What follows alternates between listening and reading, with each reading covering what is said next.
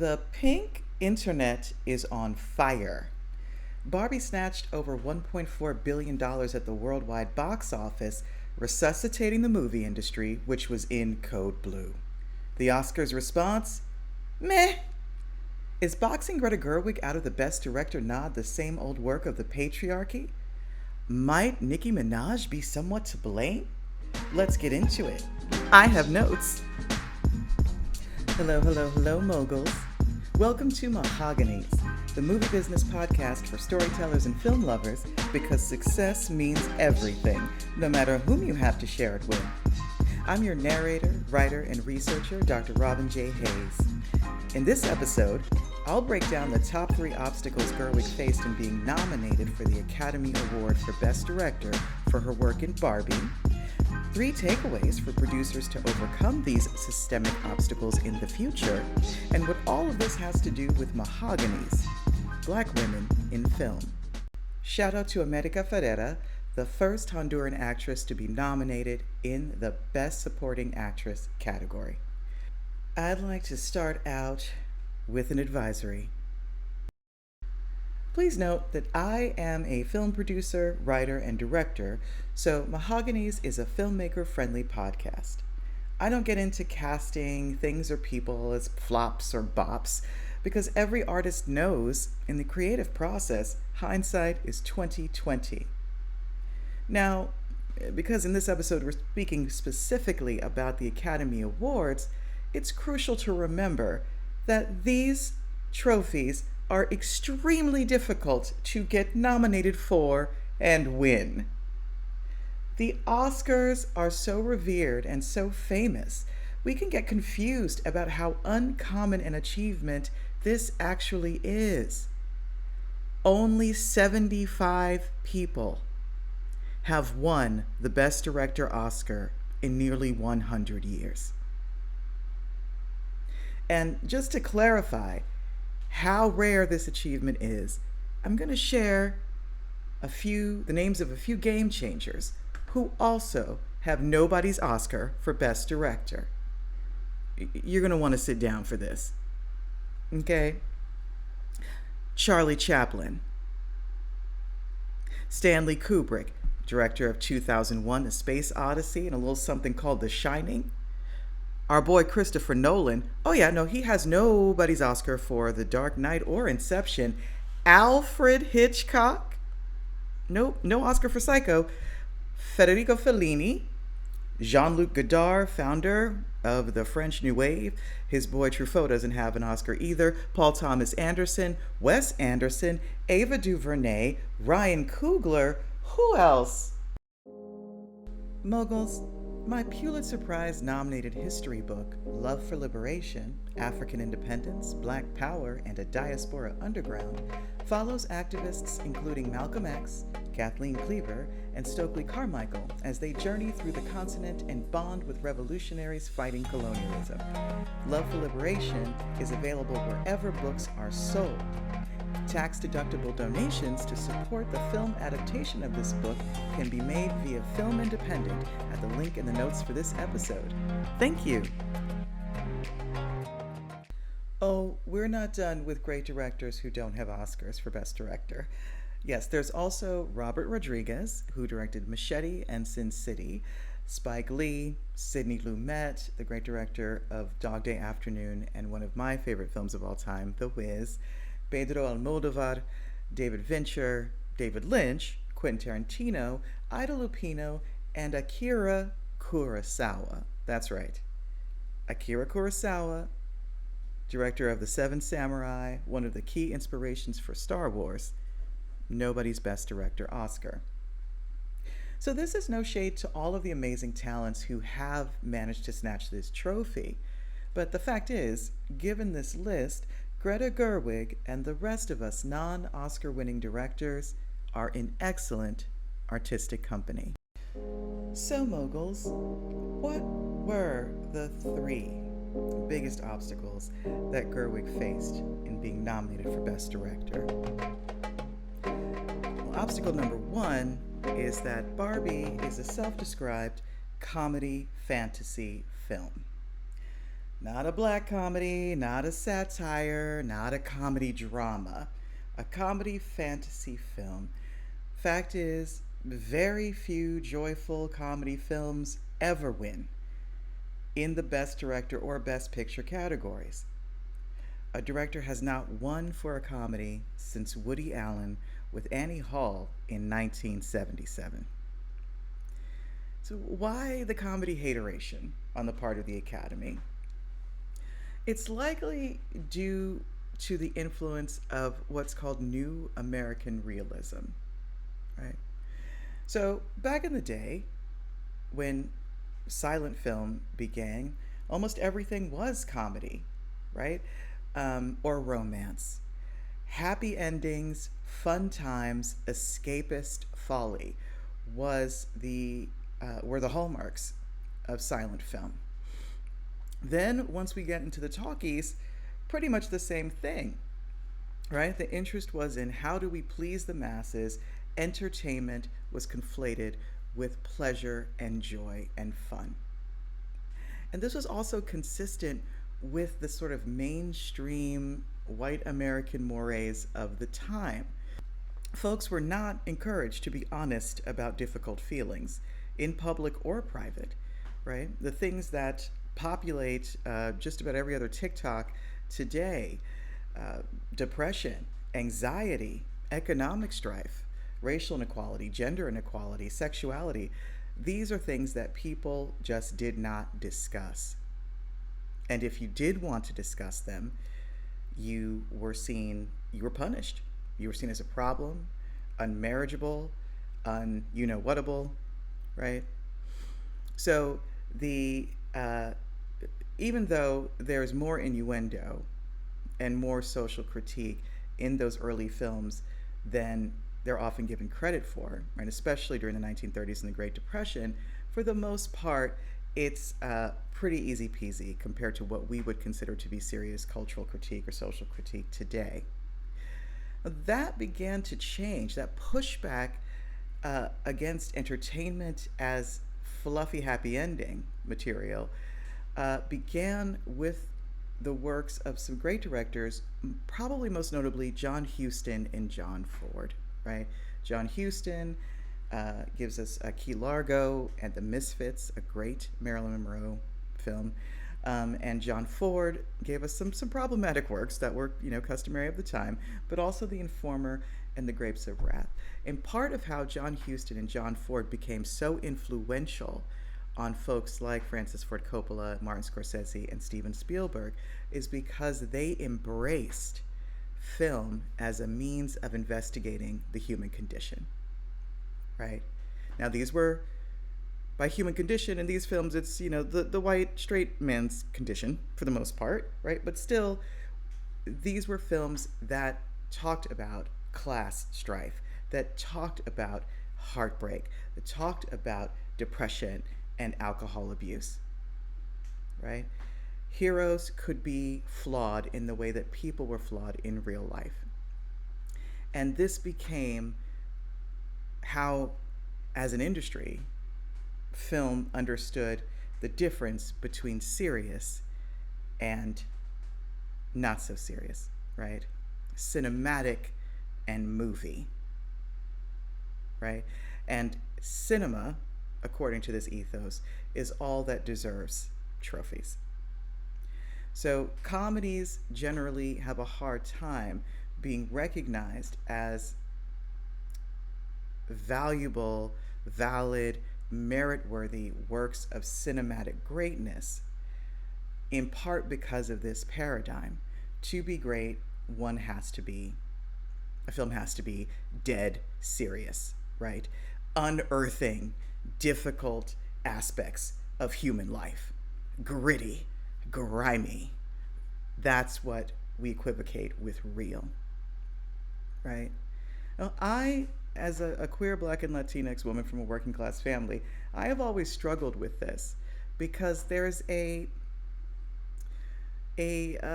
how can I say, a sort of gender position, a class position, a relationship to power, and a relationship to misery in real life that is sort of implied by this presumption that to be real art has to be grim art, right?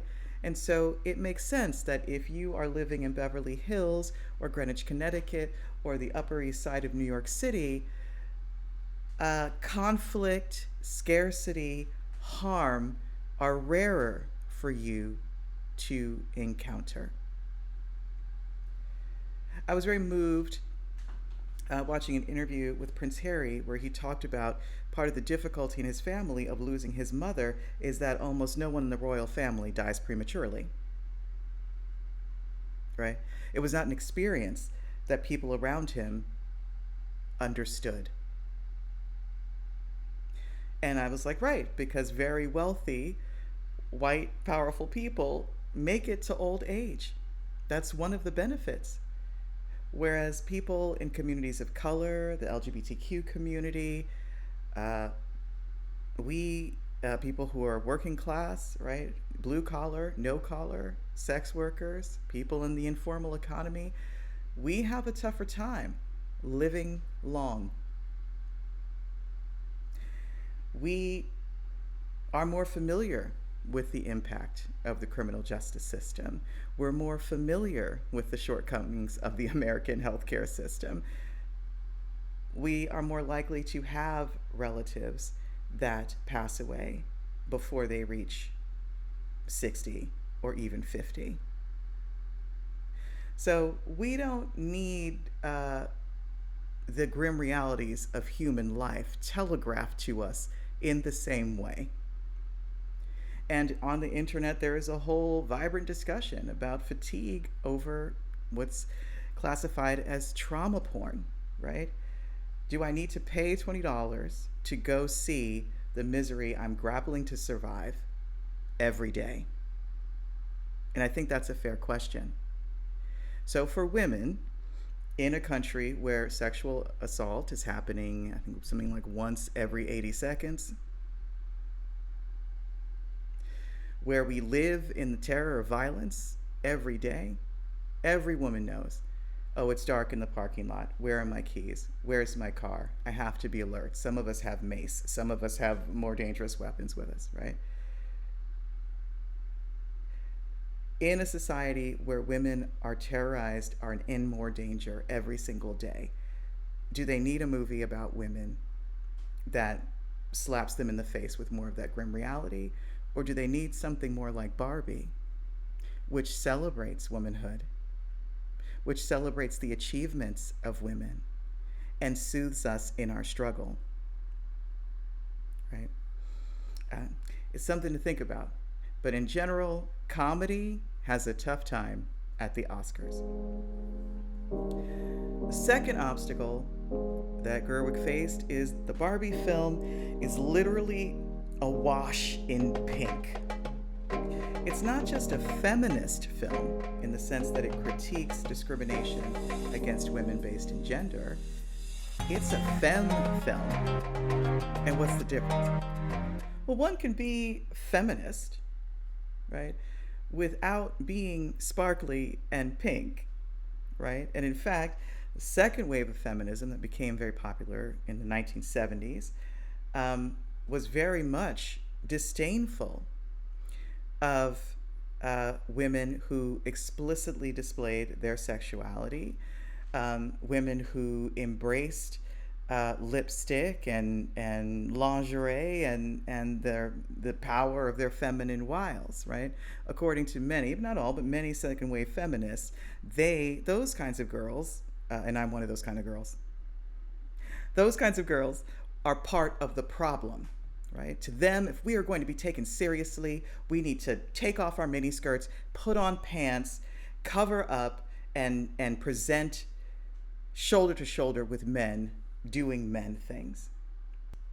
For example, while someone like Nicki Minaj or a Lil' Kim might have sold more records than Queen Latifah, and this is not something I think Queen Latifah would embrace, but I'm just saying, they may have sold more records, but Queen Latifah is someone who's taken more seriously as a lyricist because she is modest and she's putting the words first. And so this either or dichotomy, right, that if you're femme, you're silly and part of sexism, And if you're more mask, then you're serious. And part of the solution to sexism is not only an idea held by both men and women, but it's also part of the patriarchy. Patriarchy in 2023, especially, is not just about male supremacy, but it's also about these gendered codes of seriousness and rigor. Someone in a blazer is a business person, someone in a crop top, according to this ethos, is a whore. Brunettes are smart, blondes are dumb. Audrey Hepburn can be considered a great actor, Marilyn Monroe, just a sex symbol.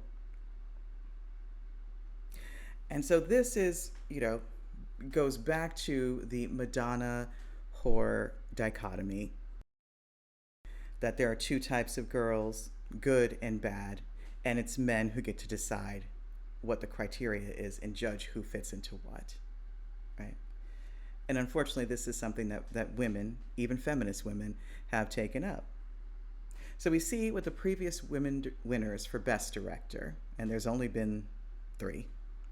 Kathryn Bigelow, the director of one of my favorite movies, Point Break, she won for Zero Dark 30. Jane Campion and Chloe Zhao, who won for Nomadland. Now, each of these 3 women directors, great directors who are also women, they made films that were quite masculine presenting. So among the 3 Best Director winners who are women, there's 1 military film and 2 westerns. And unlike Greta Gerwig, all 3 of these women are very careful to present a public image that is not at all sparkly, non-blonde, and very modest and non-sensuous, right? I'm not saying that Gerwig is out here trying to give us Pam Anderson or Britney Spears or a Gigi Hadid, right? But she is certainly more humorous, more blonde, more fun, I think, in her public persona than these other 3 women. No shade, no judgment. So in creating Barbie in particular, Gerwig enjoyed her pink headphones and coordinating jumpsuit along with the rest of the cast. Her affect is youthful and pixie-ish, whereas Bigelow, Campion, and Zhao serve dead serious intellectual. And when thinking about this episode, I was reminded of musician Carlos Santana's comments about Beyonce when she, to the agitation of the Beehive, when Beyonce lost the Best Album of the Year Grammy, to Adele for Lemonade, right? And Carlos Santana, for those of y'all who don't know, a little younger, Carlos Santana is a Latinx boomer musician, one of the most well-regarded rock guitarists of all time. His 2 biggest hits are probably Black Magic Woman and Maria Maria, that came out, I think, in the 90s or the aughts. Yeah. But Carlos Santana in the music community is at this point a forefather, right? He's one of the OGs of 70s rock and roll. And he said, and I'm paraphrasing here, but when asked, well, why did Beyonce not win? Why Adele and not Beyonce, given how even Adele said, I voted for you, Beyonce, I don't know why I'm standing here, right? And Carlos Santana's answer was, well, Adele just stands there. She's not dancing with all the costumes and all this, that, and the other thing. She just stands there and sings. And I thought this was very interesting. No shade to Adele, who's also a musical genius, right? But I thought it was very interesting that the fact that Beyonce has a decidedly and intentionally feminine affect in her performance, that she can also dance very well, so she does, and that there is all kinds of sparkle and fun and whimsy and flair to her performance, in his mind made her a less serious musician than Adele, who is very modest in her dress and does not dance, doesn't do choreography. And so this is the difference. I would say that both Beyonce and Adele are feminist public personas, that their work is feminist work. But Beyonce clearly has a much more high femme presentation. I also thought his distinction was interesting because Mr. Santana has a very specific look himself. He is usually wearing a fedora, some kind of bandana, jeans, and a plaid shirt when he's on stage playing his rock and roll guitar. Although that is drag, right? He's giving us serious boomer rock and roll drag. He doesn't consider that to be a gendered, intentional choice. But it's just as gendered and intentional as Beyonce's halo and pregnancy bump revealing sheer ensemble that she wore that year to perform at the Oscars, right? So I'm not saying that it should be an obstacle when we have a femme presentation or we make work that is very sparkly and fun and femme to being taken seriously as directors. But the reality is, this is how many boomer women and men have been conditioned, and it does inform thinking about women's work and the quality and the intellectual valor of it. The third obstacle, and I'm not sure if it's the greatest one, but it might be, the third obstacle that Gerwig had in being nominated for Best Director is that Barbie is rich. Racks on racks on racks. So because Gerwig is a co-producer as well as a co-writer and a director, she will be receiving percentages of Barbie's back end forever. And so it's been reported that Margot Robbie's take as producer and actor alone was $50 million so far. So it's safe to say Gerwig's grandchildren will be playing lacrosse off of Barbie. And blockbusters, film blockbusters, usually don't win, especially for the first-time blockbuster creators. People like Ryan Coogler for Black Panther, Christopher Nolan for The Dark Knight, and even James Cameron. Yes, he won Oscars for Best Director for Titanic and Avatar, but not for The Terminator and Terminator 2, which came 10 to 20 years earlier. Perhaps, and this is just a theory, and it's no shade because we're all capable of jealousy, right? It's a normal human emotion. But when someone has done something that's nearly impossible to do as an artist, which is to earn financial stability through one's art, to break through the constant struggle and hustle for green lights and approval and access, it probably causes hateration. As difficult as winning a Best Director Oscar is to come by, becoming a multi-millionaire from directing films is even harder. And frankly, it's a more enduring achievement in terms of improving an artist's option, stability, and power, right? And let me say that again, because I kind of fumbled, because it's emotional, right? Becoming a multimillionaire from directing films is even harder than getting a Best Director Oscar. And frankly, it's a more enduring achievement in terms of how much that kind of financial stability can improve an artist's options, stability, and power. I'm not saying that we should chase big box office numbers, but when people know in this town that you have tens of millions of dollars in the bank and a route to passive revenue for the rest of your life, they know you mean it when you say you'll walk away from a lowball number.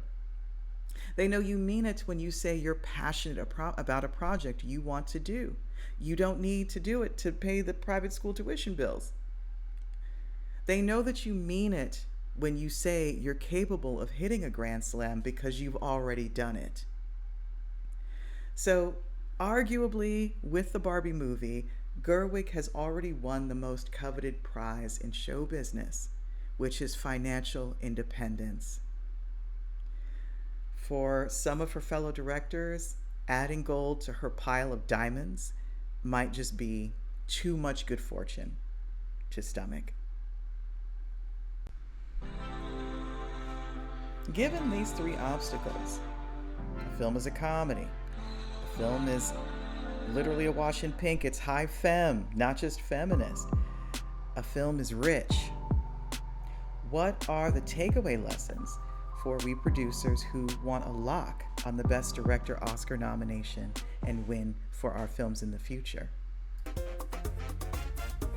Moguls, my award-winning documentary Black and Cuba follows street-smart Ivy League students as they adventure to hip-hop performances and block parties on the enigmatic island. Black and Cuba is now streaming on Tubi and Peacock. Okay, before we get into the takeaways and what Nicki Minaj has to do with all this, I want to be clear once again, I don't think it's necessarily fair that a woman director would have to do all the things I'm going to talk about in order to get nominated. But they're called, for your consideration, campaigns for a reason. And like all campaigns, whether they're political or military or marketing, campaigns need a sound strategy to succeed. So takeaway number one, if being a comedy is an obstacle to a Best Director nomination, a film's FYC campaign might need to focus exclusively on the social impact, virtue signaling, and dramatic elements of a film.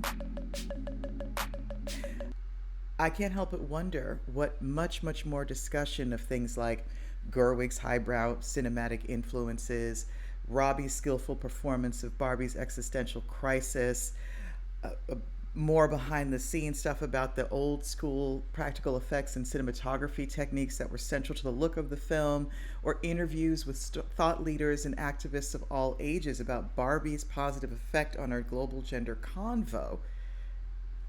What might those sorts of conversations and content and talking points, what might that have done to frame Barbie a little bit better as the serious cinematic achievement that it is? And takeaway number two, the fact is, unfortunately, in all areas of professional life, in the film industry, femme is not taken seriously. So there probably needs to be a two-pronged approach to overcoming this in an FYC campaign, right? A, since femme is not taken seriously by the masculine, certainly one needs to galvanize all of the femmes, and in Gerwig's case, the BIPOC folk, on one side. And also, you need to galvanize the masculine men, the masculine identifying men, involved in the film to act as allies and promote the artistic merits of the work. And what do I mean by all this? In any campaign, you're going to face ops. And when we're women, ops is an opposition. And when we're going to face ops as women, as BIPOC folk, unfortunately, they're the people who are competing with us, and that's just fair. It's a contest of merit. But then there are people who are against us because of who we are. And in order to succeed when you're in that position, as a woman, as a BIPOC person, as an LGBTQ person, it's helpful to look at how people have overcome this in politics, right? And one of the ways that they do this is making sure, first and foremost, you have all of the support of the niche audiences or demographics that you represent. So for example, Obama became the first black president with over 97% of the African American vote. I don't know who those 3% are. I still have questions. I've never met somebody. If you've met somebody who did not vote for Obama, please, a black person who did not vote for Obama, please put it in the comments because I want to know. But he had 97% of the African American vote. That was his starting place, and he made sure that we were for him. And the enthusiasm of that African American vote had a catalytic influence on the outcomes. In contrast, Hillary Clinton did not become the first woman president, and she captured only half of the white woman vote. So for a woman, certainly a white woman, to secure a Best Director nod, she probably needs to make sure she doesn't have a Hillary problem. Now, as I discussed with Love in episodes 3 and 4 of this podcast, Barbie's marketing certainly had a broad-based BIPOC and LGBTQ plus focus, but the content probably could have pushed further. So film directors vote on the Oscar nominations for that category, right? And only about 20% of them are women. Yeah, that's right, 20%. And only about 10% are BIPOC, Black, Indigenous, Asian, Latinx, and or Middle Eastern. That's right, folks belonging to the gender majority are less than a quarter of directors, and folks belonging to the global majority are less than 10%. All of us, BIPOC and women folk directors, have a vested interest in merit-based advancement for film directors. And because films about BIPOC folk and women tend to fare better at the box office according to quantitative studies, we have a vested interest in our peers holding box office success in high esteem. So for at least 30% of film directors who would be voting, we have a vested interest in seeing Gerwig and this Barbie film win, or so one would think. I'm not in the DGA yet, the Directors Guild of America, but I haven't heard from Gerwig how support for her and the Barbie movie lifts the tide for all of us, even those of us who are not affluent white women. And this is important because the critique of second wave or white woman feminism in the BIPOC and LGBTQ community has long been that it seeks only to benefit affluent straight white women. The idea being, well, second wave feminists, white woman feminists, as TikTok calls them now, are looking to sit at the table with straight white men, and that's enough for them. They're not necessarily, this is the allegation, they're not necessarily trying to democratize power. They're not necessarily trying to make systems more reasonable or fair. They're not necessarily trying to redistribute access to resources and opportunity. They just want what the affluent straight white men around them have. That's the critique. Without a demonstrated rejection of this belief, right? Without work in terms of content, in terms of statements, in terms of funding or opportunity given to one's fellow directors who are not affluent white women, it's tough for Gerwig to have credibility that she's not following in these same old white woman feminist footsteps. So without the galvanization of BIPOC and women directors, 30% of the existing voter pool, the lack of white male votes is hardly an issue. If we don't have our core base behind us, we've already lost. So to that end, here's where the possible Nicki Minaj problem comes in, right? Because as Megan Thee Stallion recently pointed out, allegedly, about Nicki Minaj, with her line, "You're not mad at Megan, you're mad at Megan's Law," end quote. Nicki Minaj is currently married to a registered sexual offender who was convicted of raping a 16-year-old girl. I did not know at the time the Barbie film was released and the time that I recorded those episodes that she was married to a sexual offender. And I appreciated last year how Minaj, who was one of the chief innovators of Barbiecore in the aughts and teens, was included in the Barbie movie soundtrack and featured at the film's premiere. However, now that I do know her husband is that, the inclusion seems at best paradoxical to me. For directors who were part of the Me Too movement, Minaj's inclusion may have seemed like problematic brand messaging at best and hurtful hypocrisy at worst. It's not just that Minaj's husband is a schmexual offender, it's that neither she or he seem particularly remorseful about the violence that he committed. Minaj comes off repeatedly as an apologist for his behavior. Oh, it was so long ago. Oh, well, he was young. Oh, well, oh, well. For survivors, using a rapist apologist as the literal soundtrack of your allegedly feminist movie is a, well, to quote Sophia in The Color Purple, hell no.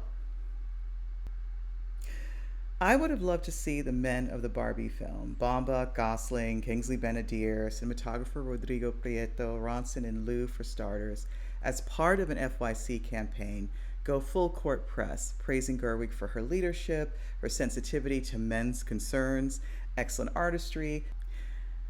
For better or worse, allies are powerful tools in articulating to more established members of a community how they benefit from change and don't need to be threatened by it.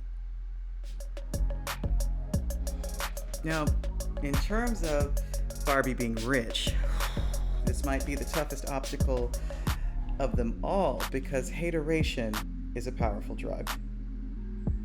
If you've managed to do the near impossible and break the $1 billion mark at the box office, it's probably imperative that an FYC campaign feature community partnerships and new inclusivity initiatives funded by the film's success. To send the message, it's not just you that's rich. The positive virtues your film represents are also rich. I can't help but wonder how Oscar voters might have responded to, for example, a Barbie filmmakers program that funds shorts by recent film school grads about girls aged 10 to 14, or industrial design and filmmaker scholarships for students at UCLA and Cooper Union, or a foundation that funds community-based organizations that fight violence against women and girls in Denver, which is the hometown of Ruth Handler, the creator of Barbie. Maybe these kinds of programs would have diverted attention from how rich the Barbie movie and Gerwig now are, and towards the human capital that this film actually does help develop.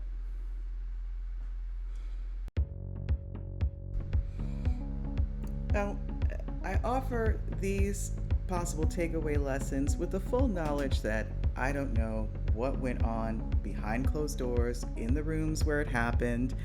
Who knows what was suggested and not funded. There may be other factors that went into the decision making about this FYC campaign. I just know what I will be thinking about moving forward if I have the good fortune to be in such a Gerwig position. Now, what does any of this have to do with Black women? Aren't these rich white girl problems? For real though. I'm not going to fight you on that, but I will offer the following to my fellow Mahoganies. In the Black community, we have a saying, and I'm going to give you a paraphrase of that saying: if white women have a cold, Black women have pneumonia. Which is to say, the climb to a Best Director Oscar is steep for everybody, riddled with snow and ice for white women and men. But if it's riddled with ice and snow for them, it's battered by an avalanche for us. There are no Black women nominated for writing, directing, or producing Oscars this year.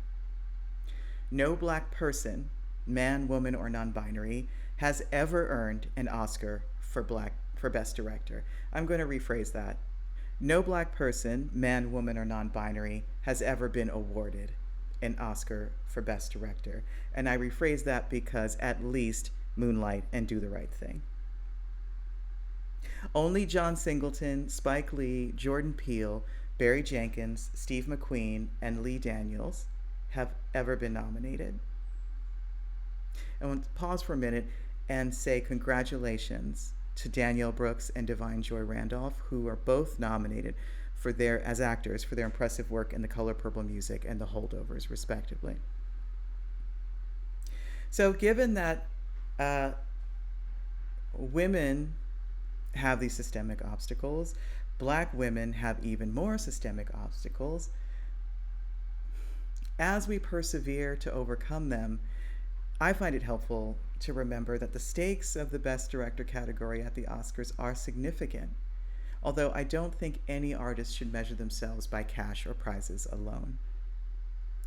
The reality is, however, in our film industry, the director is considered the head coach, CEO, general, what have you, of a film project.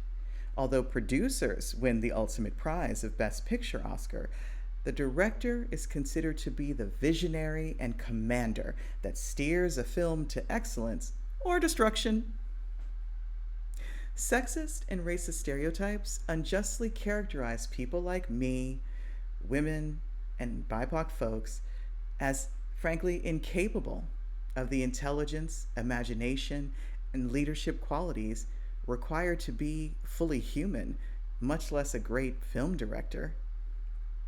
The more women in general, and black women in particular, are passed over for our film directing achievements, the more our invisibility in this category co-signs the idea that we are not filmmaker, artist, leader, or even human being material.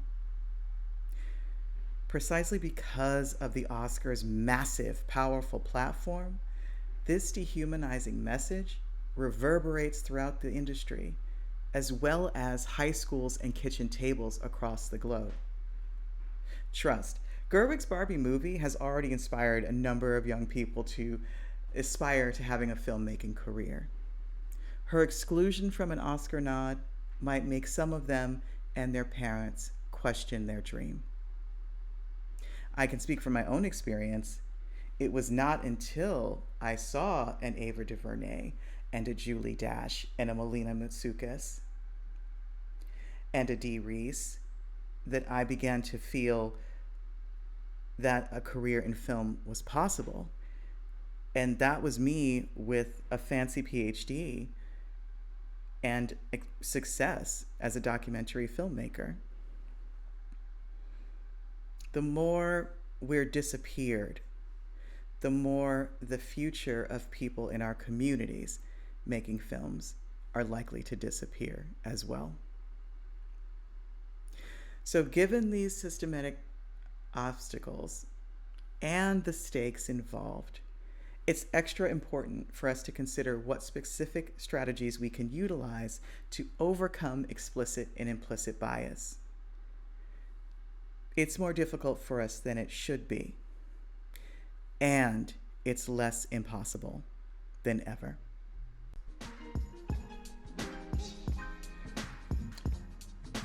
In conclusion, thank you for listening to this episode of Mahoganies. Once again, I'm your narrator, writer, and researcher, Dr. Robin J. Hayes. I have been gone for a minute, and now I am back with the jump off, to quote the great little Kim. I had to take a second and let some of your feedback in and also recover from striking. I don't know if anybody else has been going through that, but I'm a member of the Writers Guild of America, and last year, both heading up to the strike, going on strike, and then figuring out how to not be on strike has been a helpful period of growth and also a challenge. And I appreciate you all. I appreciate so much you're encouraging me to be more open, to be more of myself, which can be dangerous for a Black queer woman in public space, real talk. But I appreciate you, and I appreciate you sticking with me. So to that end, please follow and share this podcast. Subscribe if you're finding this on YouTube. You'll amplify the voices of queer, Latina, and Black women podcasters like me in doing so. You can also find me on Instagram and TikTok at Mahoganies-podcast. You can also find the archive and transcripts and links to things I've mentioned at our website, roofmedia.co/Mahoganies-podcast. In the comments, let me know what films, iconic Black women characters, or overall chisme or gossip you'd like me to dive into. So moguls, until next time, remember, the men love you, the women and non-binary folk love you, and success means everything.